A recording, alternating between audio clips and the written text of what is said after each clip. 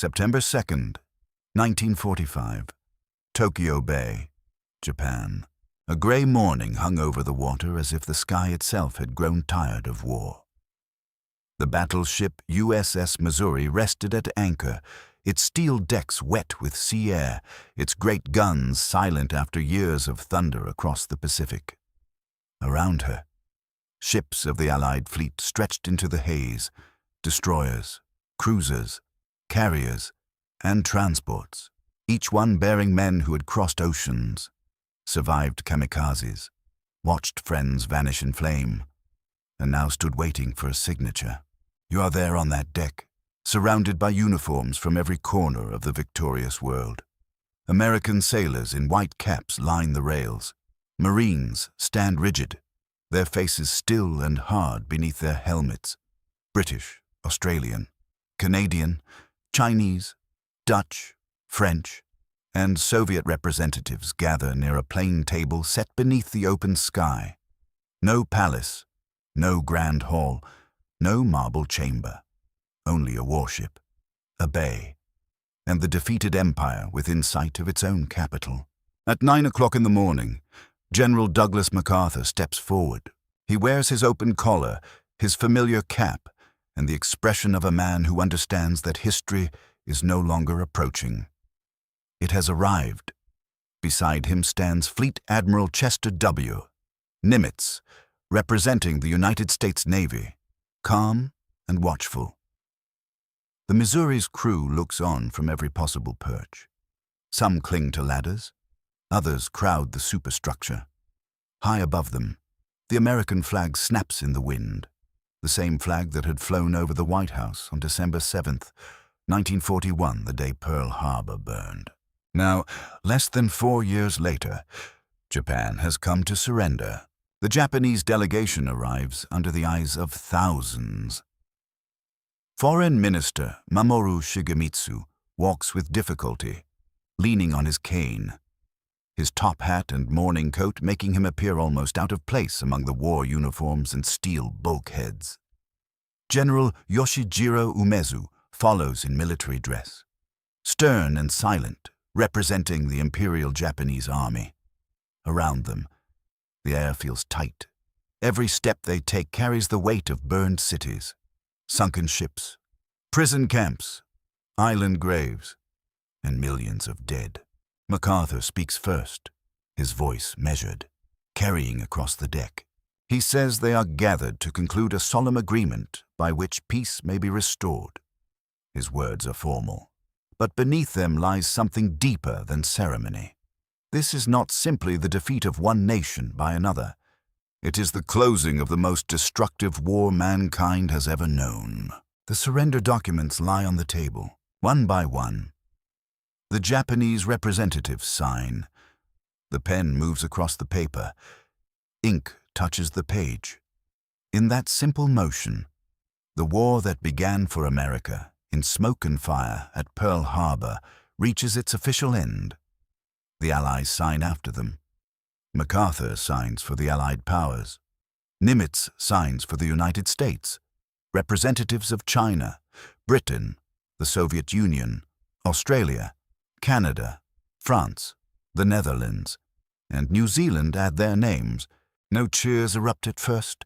The silence is too heavy. For the men watching, victory does not feel simple. It feels like exhaustion. It feels like remembering. It feels like the faces of those who should have lived long enough to see this morning. It feels like Guadalcanal, Midway, Iwo Jima, Okinawa, Bataan, Manila, Hiroshima, Nagasaki, and every unnamed stretch of jungle and ocean where the war demanded payment in blood. When the ceremony ends, MacArthur addresses the world by radio. His words rise from the deck of the Missouri and travel outward, crossing ships, islands, continents, and homes where families sit close to their radios. He declares that a great tragedy has ended and a great victory has been won. But across the Pacific, in Washington, another man waits to speak to the American people. President Harry S. Truman, the former senator from Missouri, who had taken office only months earlier after Franklin Roosevelt's death, now carries the responsibility of explaining what this victory means. For Truman, the surrender is not only a military triumph, it is a moment of grief, relief, warning, and resolve. He knows that Americans want celebration, and he knows they deserve it. But he also knows that the end of war does not erase what war has done. Soon, from the White House, Truman will give words to the feeling spreading across the world. September 2nd, 1945. Washington, D.C. Inside the White House, the morning carried a different kind of silence. There was no sea wind here, no gray water, no battleship deck beneath polished shoes, no ranks of sailors crowding the rails. Instead, there were telephones, typed statements, military reports, maps, and the tired faces of men who had spent months living inside decisions that could not be undone. President Harry S. Truman stood at the center of it all. He had not been born to grandeur. He had come from Missouri, from small rooms, plain speech, farm country, bookkeeping, artillery service in the First World War, and the rough machinery of American politics. He did not possess Franklin Roosevelt's aristocratic ease or his radio voice polished by years of national crisis. Truman's manner was sharper, more direct, less theatrical. But now, on the day Japan formally surrendered, the burden belonged to him. Only months earlier, on April 12th, 1945, he had been vice president. Then Roosevelt died, and Truman was called to the White House. A man who had not been fully briefed on the most secret weapon in history suddenly became commander-in-chief of a nation fighting on two sides of the world. Germany had collapsed in May, but Japan fought on with a ferocity that suggested the final campaign might consume entire cities, fleets, and armies. In the Oval Office and nearby rooms, aides moved with papers in hand. Secretaries prepared statements. Military officers watched the clock and checked messages from the Pacific. The formal surrender had now taken place aboard the Missouri. The ceremony was complete. The documents had been signed. The war was over. But the nation still needed to hear its president say it. Outside, Americans were already gathering in streets. In New York, crowds pressed into Times Square, shoulder to shoulder, laughing, crying, shouting, kissing strangers, waving newspapers. In small towns, church bells rang, factory whistles screamed. Cars rolled down main streets with flags tied to windows. Families who had spent years measuring life by casualty lists and telegrams now clung to radios, waiting for certainty. Mothers thought of sons in uniform.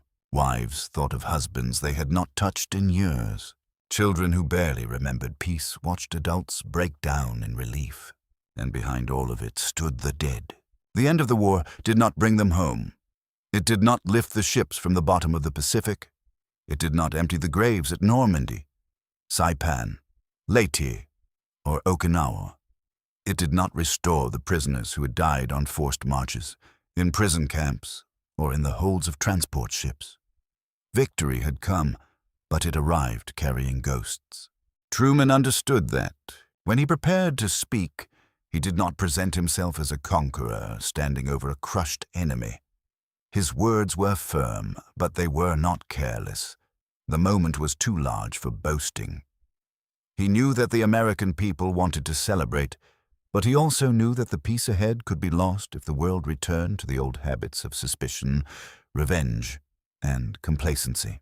He announced that the Japanese had formally surrendered and that the last of America's enemies had laid down its arms. It was the sentence millions had waited years to hear. Yet Truman did not allow the country to imagine that the end of fighting meant the end of duty. He spoke of Thanksgiving. He spoke of the soldiers, sailors, Marines, airmen, and merchant seamen who had carried the war across impossible distances. He spoke of the sacrifice of those who had given their lives. He spoke of God's help in bringing the nation through the conflict. His language reflected the solemn faith of a country that had prayed through blackout curtains, ration books, telegrams, and casualty notices. Then came the warning within the victory. Truman made clear that peace must be built with the same determination that had won the war. The world had seen what happened when aggression was ignored, when dictators were underestimated, when powerful nations believed oceans or borders could shield them forever.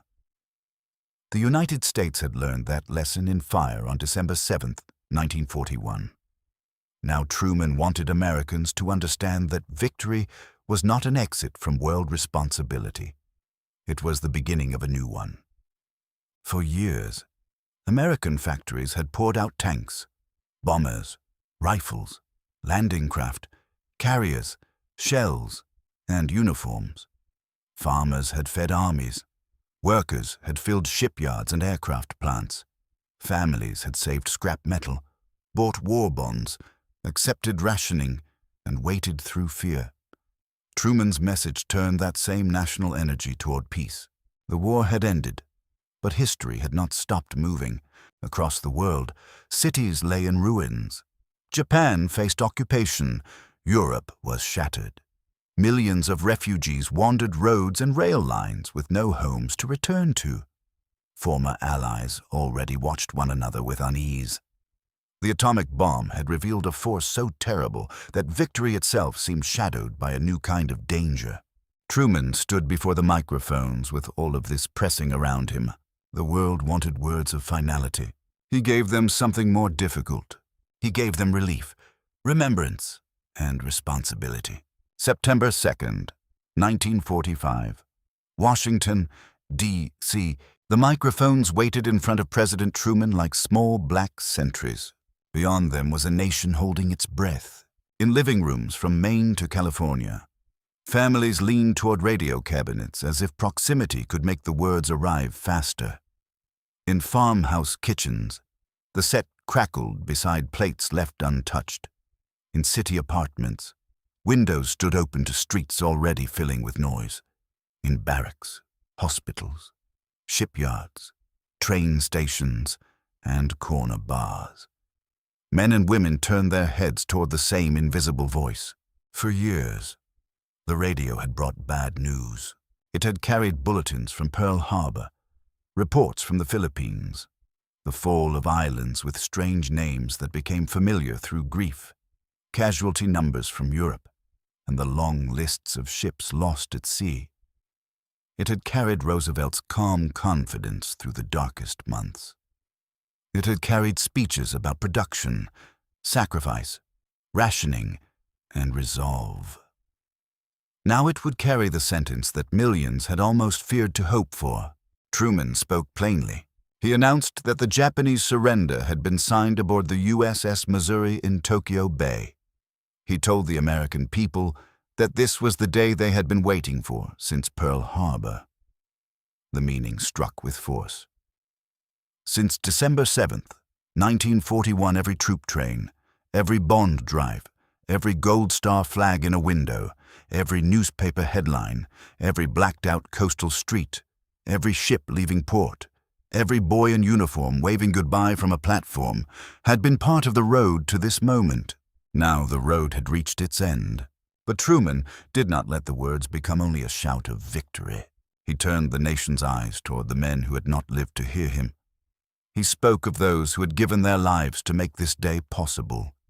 He knew that in thousands of homes, celebration would be interrupted by empty chairs. A mother might hear church bells and think of a son buried on an island she could not find on a map. A widow might hear car horns outside and hold a folded telegram in her hands. A father might step onto a porch, watch neighbors cheer, and feel pride and sorrow tear through him at the same time. This was the emotional weight inside Truman's message. The war was over, but its cost remained present. His words carried across a country transformed by conflict.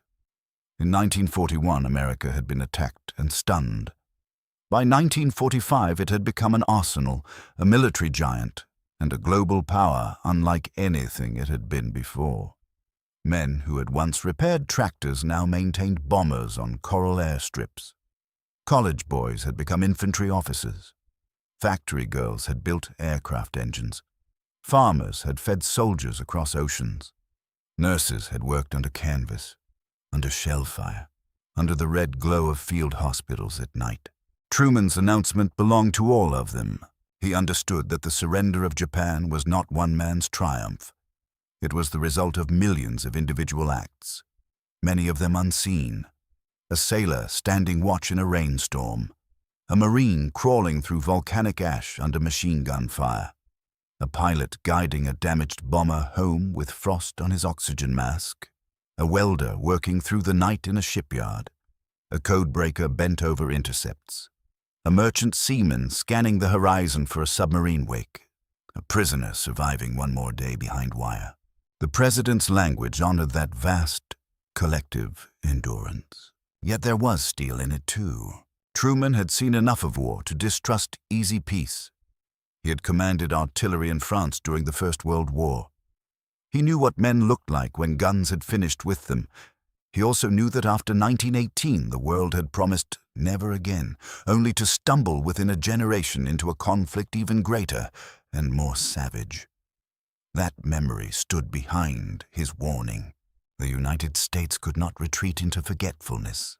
The surrender ceremony had closed the military chapter, but Truman was already speaking to the political and moral chapter that would follow. The ruined world would need food, occupation, reconstruction, trials, treaties, alliances, and vigilance. Japan would have to be disarmed and remade. Germany was already divided among occupying powers. The Soviet Union, once an ally of necessity, now stood heavily across Eastern Europe. Atomic power had entered history not as theory, but as fire. Even in victory, Truman's words carried the first shadow of the post-war age. He reminded Americans that they had fought not merely to defeat armies, but to defend a way of life. The phrase was larger than any battlefield. It meant the right to speak, worship, vote, assemble, criticize, and live without the boot of a militarized state on the neck. It meant that the sacrifice of the dead required more than parades. It required the living to guard what had been saved. For those listening, the words landed differently in every room. Some wept openly, some bowed their heads. Some laughed with relief because laughter was the only thing holding back collapse. Some simply sat still, unable to understand a world without war headlines. Outside, celebration grew louder. Crowds surged through streets. Bands appeared. Flags rose. Church bells kept ringing. Strangers embraced beneath marquees and streetlights. Military policemen tried to keep order and often failed with smiles on their faces. The country seemed to exhale all at once. But inside the broadcast, Truman kept the tone solemn. He did not want the American people to mistake surrender for forgetting. The final enemy had laid down its arms. But the president's voice carried a message that reached beyond the day's joy. Victory had to become peace. Peace had to become justice. Justice had to become a structure strong enough to keep the world from falling again into ruin. And as the radio waves moved outward from Washington, they met another sound rising from the nation below, the sound of bells, whistles, engines, voices, and prayers. The sound of a people hearing that the war was finally over. September 2nd, 1945. Washington, D.C. By afternoon, the city had changed. Washington no longer moved with its usual government rhythm. The capital that had spent years speaking in memoranda, orders, ration notices, casualty figures, and diplomatic cables now seemed to spill into the streets. Clerks left offices. Soldiers moved through crowds with loosened collars. Women in summer dresses waved flags from sidewalks. Taxi horns sounded without pattern. Somewhere a band struck up a song, and the notes were nearly swallowed by shouting. The war was over. Those 4 words traveled faster than any official document. They passed from radio announcers to hotel lobbies, from newspaper offices to streetcars, from telephone operators to families in distant towns. They crossed factory floors where machines slowed and then stopped. They reached farms where men removed hats and stood in fields under the late summer sun. They moved through naval hospitals where bandaged men stared at ceilings and understood that no new assault would require them to return to the line. But inside the White House, celebration remained restrained. President Truman had given the nation permission to rejoice, yet he himself could not escape the weight behind the victory. On his desk and in his mind were the facts that no parade could erase. More than 16 million Americans had served in uniform during the war. Hundreds of thousands would never return. Many who did return would carry wounds no medal could fully explain. Across the world, the dead numbered not in thousands or even hundreds of thousands, but in tens of millions. This was the terrible arithmetic beneath the cheering. Truman knew the surrender had not come from words alone. It had come from island campaigns fought at ranges so close that Marines smelled the powder and rot in the air. It had come from submarines prowling Japanese shipping lanes until the Empire's supply lines starved. It had come from carrier pilots diving through flak, from army divisions grinding through jungle and mud, from B-29 crews flying over firelit cities, from code breakers and logisticians and doctors and engineers. It had also come from the atomic bomb. That fact stood in the room even when no one spoke of it. Only weeks earlier, Hiroshima and Nagasaki had been struck by weapons unlike any ever used before. Truman had authorized their use with the stated purpose of forcing Japan's surrender and avoiding an invasion that American planners feared would cost enormous numbers of Allied and Japanese lives. Now the surrender was real. The invasion would not happen. The troop ships would not sail toward the beaches of Kyushu under the guns of an enemy prepared to fight to the death.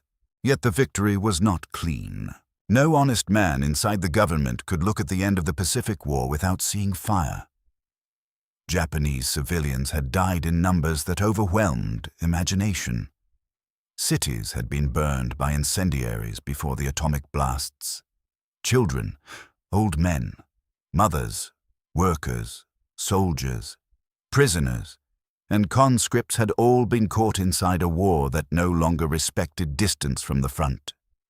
Modern war had reached into homes, hospitals, schools, factories, and temples. Truman's public words did not linger on every horror, but the burden was there. He spoke as a president who had inherited a war and ended it.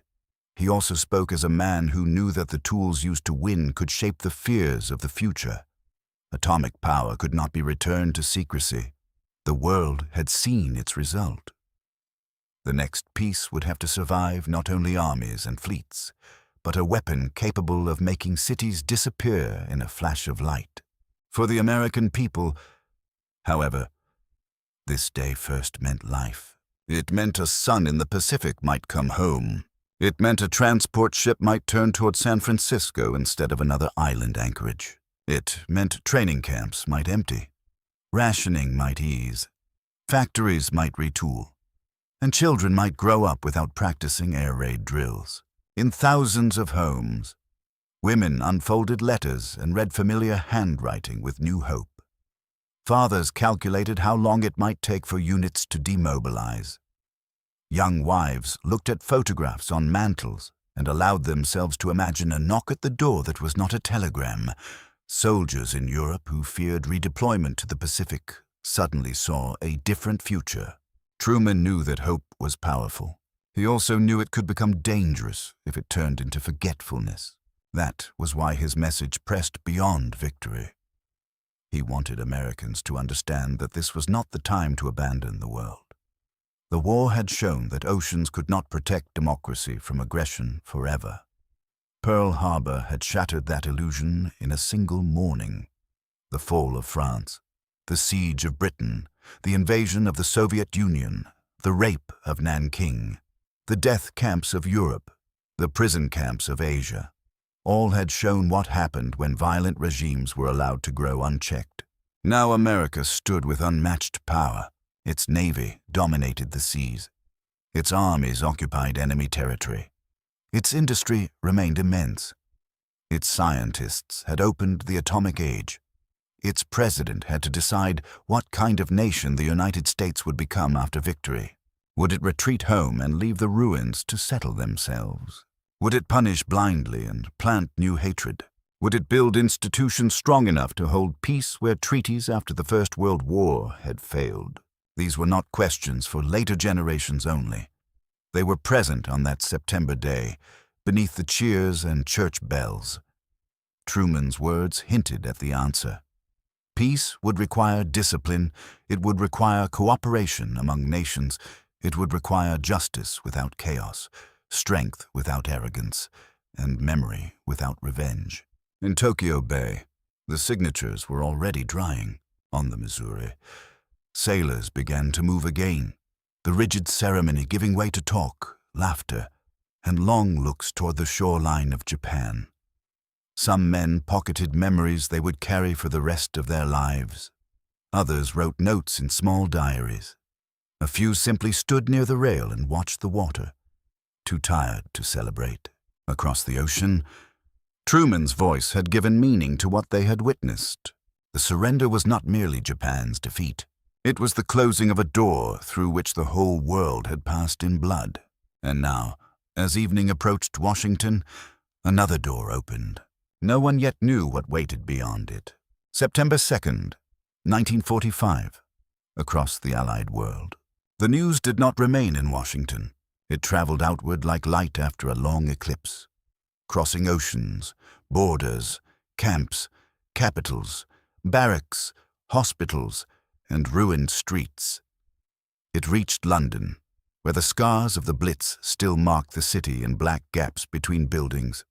It reached Paris, where liberation was still fresh enough to feel fragile. It reached Manila, where rubble and grief stood beside American victory. It reached Chongqing, Sydney, Ottawa, Moscow, and thousands of places whose names would never appear in presidential speeches, but whose people had paid for the war all the same. The war was over.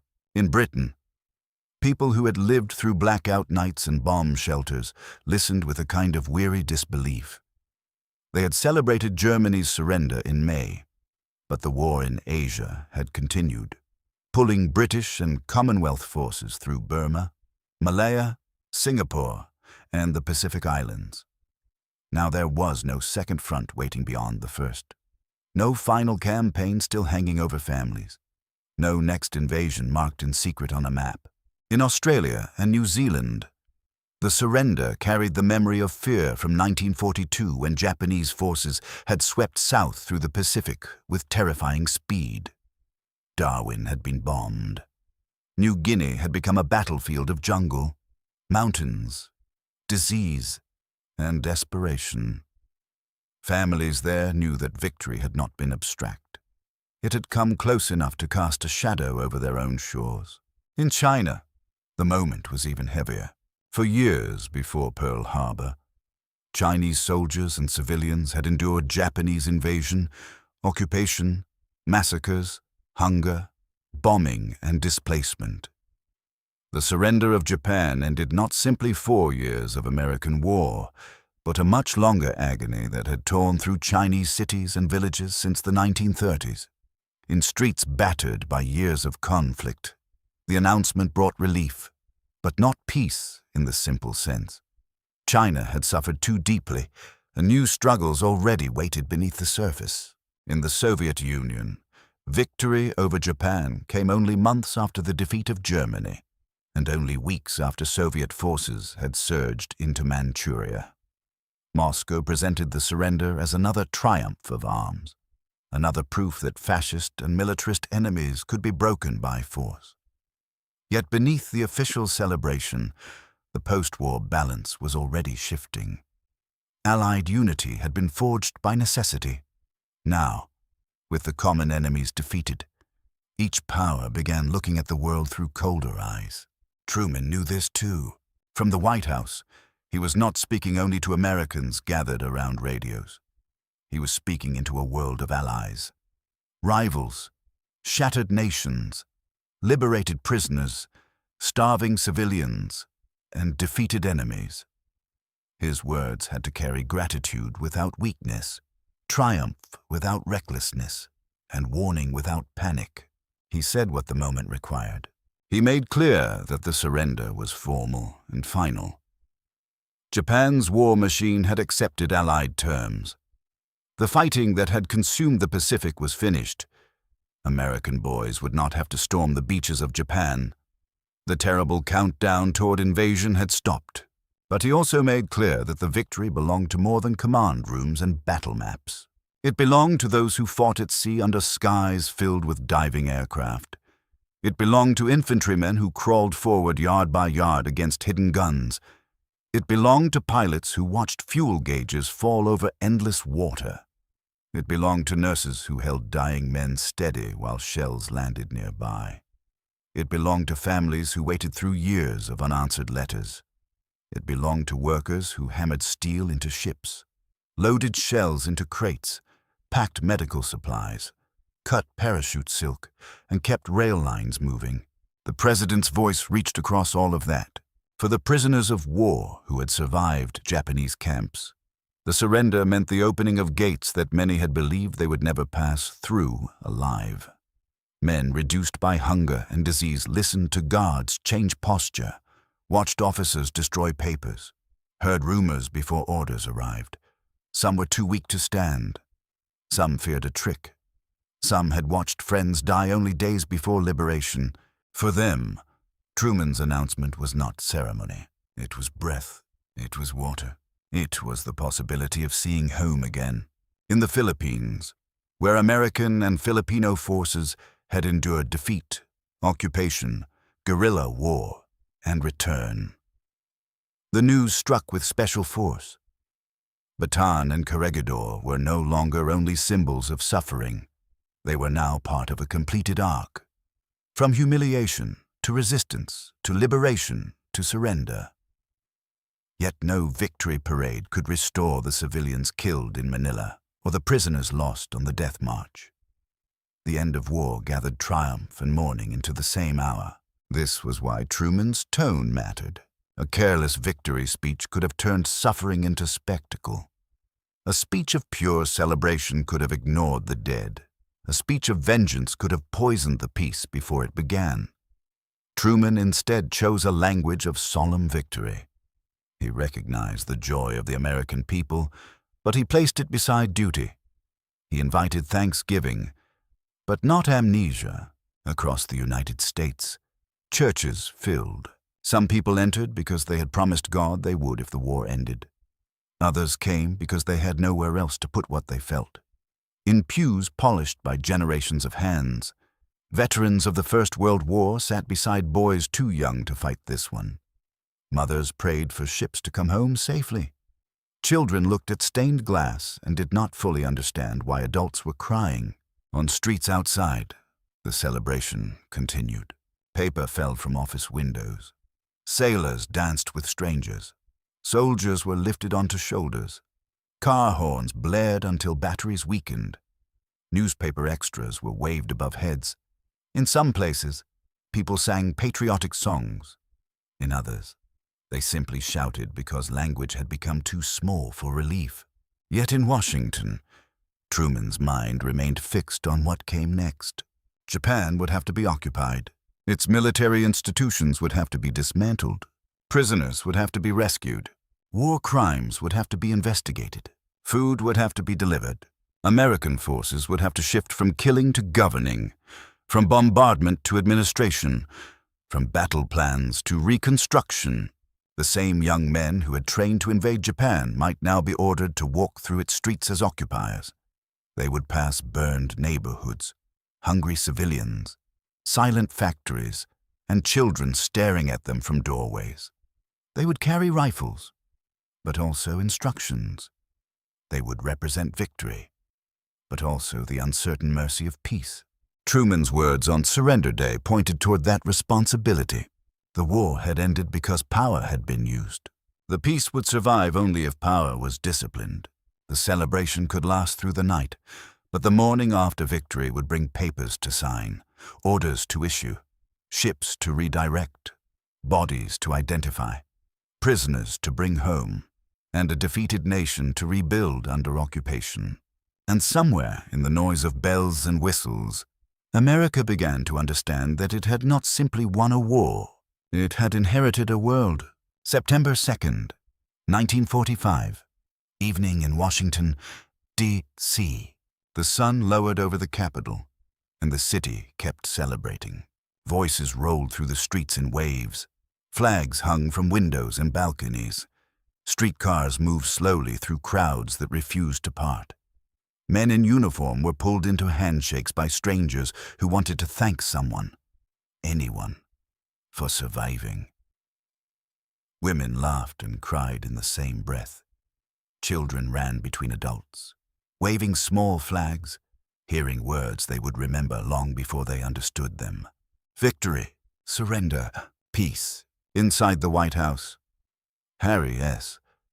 Truman remained a man surrounded by noise but separated from it by responsibility.